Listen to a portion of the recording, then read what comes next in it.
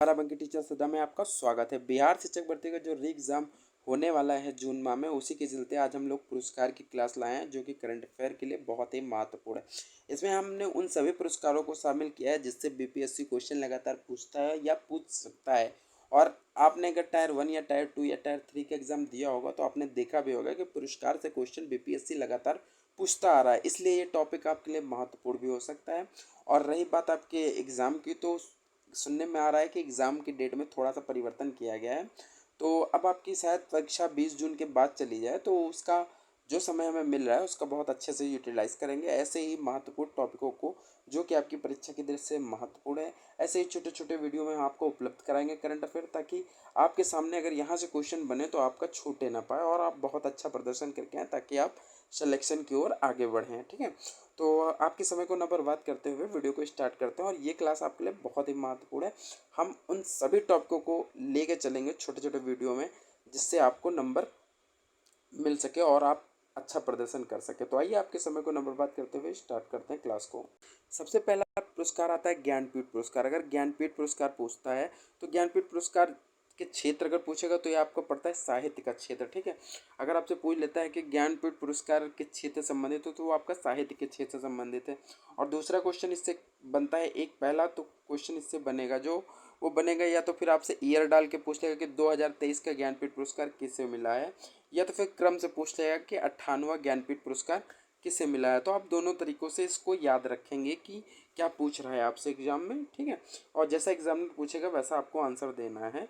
तो ऐसे में आप 2023 के चलते हैं कि अभी आपका लेटेस्ट में यही है कि 2023 का ज्ञानपीठ पुरस्कार या 98वां ज्ञानपीठ पुरस्कार किसे मिला है। तो इसके चलते आप देखेंगे कि उर्दू कवि जो गुलजार साहब हैं उनको मिला हुआ है ज्ञानपीठ पुरस्कार, और जगत गुरु रामभद्राचार्य को मिला हुआ है। ठीक है, तो अगर 2023 का या 98वां ज्ञानपीठ पुरस्कार पूछता तो ये आपके उर्दू कवि गुलजार और जगत गुरु रामभद्राचार्य को मिला है। अगर 2022 का या 97वां ज्ञानपीठ पुरस्कार पूछता है तो कोंकणी उपन्यासकार थे जिनका नाम था दामोदर मौजी, इनको मिला हुआ था 2022 का ज्ञानपीठ पुरस्कार। आगे देखते हैं। फिर आता है हमारा व्यास सम्मान। ये भी आपके लिए बहुत इंपॉर्टेंट है। इसमें भी उसी की तरह क्वेश्चन पूछा जाता है, या तो फिर क्रम से पूछा जाएगा या मतलब सॉरी नंबर डाल के पूछा जाएगा कि 33वां ज्ञानपीठ पुरस्कार सॉरी 33वां व्यास सम्मान किसे मिला है, या तो फिर आपसे ईयर डाल के पूछ लिया जाएगा कि 2023 का व्यास सम्मान किसे मिला है। तो हम दोनों तरीकों से इसको याद रखेंगे। तो जो 2023 या 33वां ज्ञानपीठ पुरस्कार है वो मिला है पुष्पा भारती को मिला है। ठीक है, पुष्पा भारती के, और उनका जो संस्मरण है वो यादें यादें यादें हेतु मिला है। ठीक है, इनका संस्मरण है यादें यादें यादें हेतु इनको व्यास सम्मान प्रदान प्रदान किया गया है।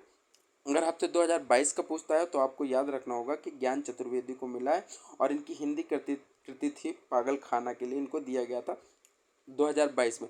लेकिन लेटेस्ट में आपके लिए इम्पोर्टेंट 2023 का ही, और आप इसे बहुत अच्छे से ध्यान भी रखेंगे। आगे देखते हैं। फिर आता है आपका सरस्वती सम्मान, जो कि आपके लिए ये भी बहुत महत्वपूर्ण है और ये भी आपका साहित्य के क्षेत्र से संबंधित है। और इसमें भी दो ही तरीके से क्वेश्चन पूछेगा, या ईयर डाल के पूछ लेगा या तो फिर क्रम से पूछ लेगा।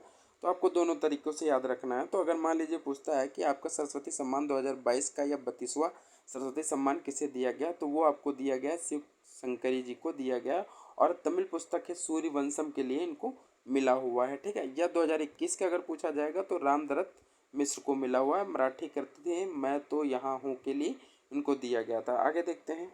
फिर आता है आपका दादा साहब फाल्के पुरस्कार। ये क्षेत्र जो है इसका वो फिल्म का जगत का क्षेत्र है, और इससे क्वेश्चन भी पूछा जा सकता है, तो इसको भी बहुत अच्छे से ध्यान है।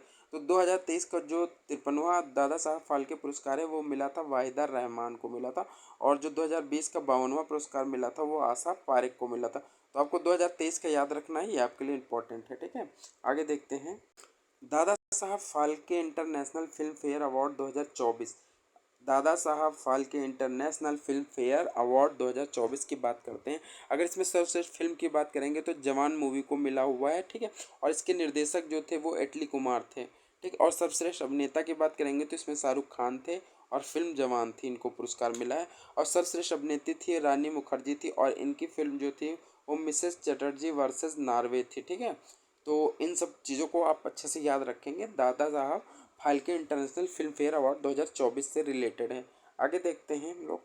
फिर नेक्स्ट आता है बिहारी पुरस्कार, ये आपके लिए बहुत इंपॉर्टेंट हो जाता है क्योंकि आप बीपीएससी का एग्ज़ाम देने जा रहे हैं और ये बिहारी पुरस्कार जो है वो बिहार से संबंधित भी, इस वजह से ये आपके लिए बहुत ही महत्वपूर्ण हो जाता है। तो 2022 का यह 32वां बिहारी पुरस्कार किसे दिया, तो वो दिया गया था डॉक्टर माधव हाडा को दिया गया था और इनकी पुस्तक थी पंचरंग चोल पहाड़ सखी। ठीक है, तो आप ये दोनों चीज़ याद रखें क्योंकि यहाँ से क्वेश्चन पूछने की प्रबल संभावना है। आगे देखते हैं। नेक्स्ट आता है गांधी शांति पुरस्कार, ये भी आपके लिए इंपॉर्टेंट है।